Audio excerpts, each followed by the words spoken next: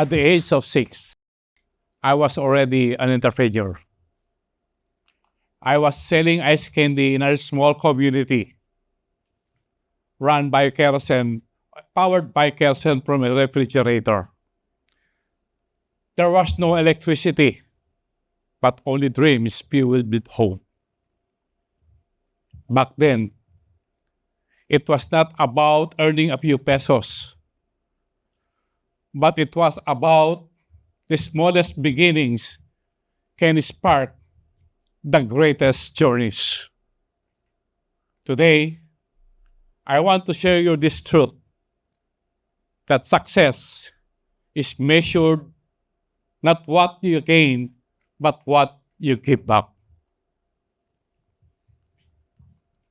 In 2009, in 1991, when Mount Pinatubo erupted, Pampanga was devastated. Many communities were buried by lahar, and many of our kababayan fled to safer places. The public school where my parents taught was used as an evacuation center of about 300 families. Families who have lost their loved ones, lost their homes, their livelihood. They had no food. Only they rely on donations for them to survive. My parents saw their sufferings every day. Two of my brothers and I were already working abroad at the peak of our careers. And they wrote us a very strong letter urging us to come back and expand the backyard meat processing business to provide employment to the countryside. That call was made at the time when the business climate was filled with uncertainty and most businessmen were getting out of Pampanga because of the threat of lahar flows. In that letter, our parents reminded us that the reason why we succeeded working abroad, not just because of the values that they have taught us, but because of the people in our community. They were our first customers, buying our eggs, chicken, and ice candy. And then, that meager income as public school teacher, they could hardly send us to high school, much less to college. It was our community that made it possible. My friends, if you were in our place, would you have come home? We did. That letter brought us together under one roof. We went back. We took the risk. And from that decision, that was the very start of the true beginning of Mekeni. Storms come and forth and back and forth. In 1994, the foot and mouth diseases, followed by the 1997, the Asian financial crisis. These two almost crushed us to the ground. And we felt like giving up, close the business, and go back working abroad. Our parents reminded us of our why, that the reason why we succeeded in working abroad, it's because of the community. And that community that brought us to finish our college. So we met our people, explained to them the crisis, that for us to survive, we need to improve our productivity and quality.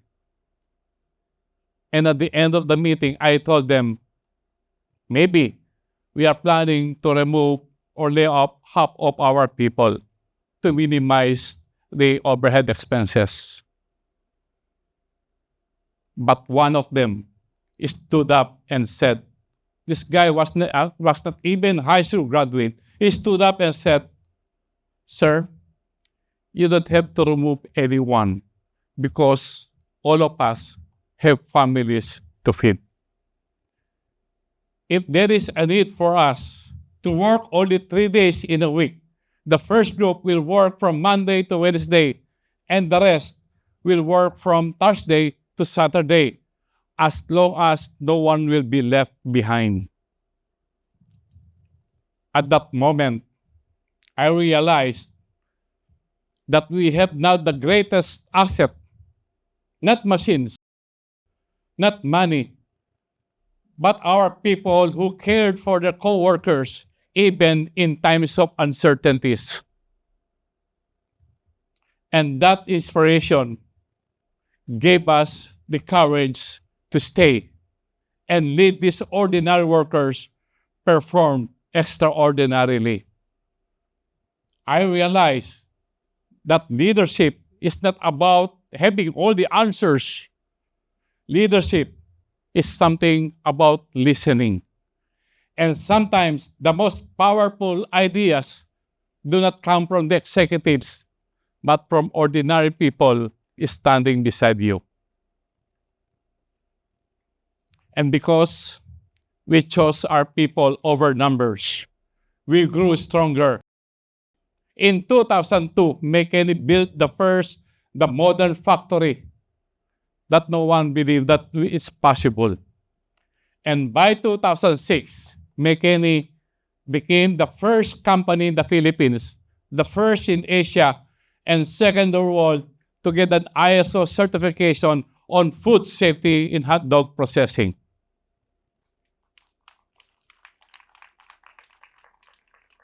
My friends, 2019 followed by that ASF, the African swine flu. As one family, as one team, we decided the critical moment of our company. We voluntarily withdraw our products from the market. It cost us millions overnight. But instead of giving up, our people, all of us, work together, innovate our products, and launch our Bayani lines. Bayani lines is about street food designed to help the street vendors and the sellers. And that decision that we'll be rising by helping others help us to survive. From that on, ASF made a different meaning for us. Instead of African swine flu, ASF for us is always stay focused. Through the pandemic, where the world shut down, when we even grew bigger, Mekeni is now exporting to more than 23 countries. And we have now more than 1,400 people working with us. Looking back, I can summarize all our journey in 5 letters. My name, Pruds. P stands for purpose. That everything starts with a why. R is for resilience. To rise, the strength to rise again and again. U, uplift. To lift up others as you rise. D is for discipline. The true courage to maintain the values that you have regardless of the situation. And S is stay focused because the storm will always come. Stay focused to your mission. My dear friends, I have learned that it was not about the ice candy.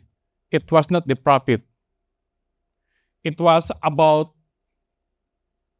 the people, the family, the community. In Mekeni's journey, may kwento sa bawat timpla. A story of sacrifice, of resilience, of gratitude and of love. Because success is not what you gain, but what you keep. My dear friends, how will you measure your success? Thank you, and God bless.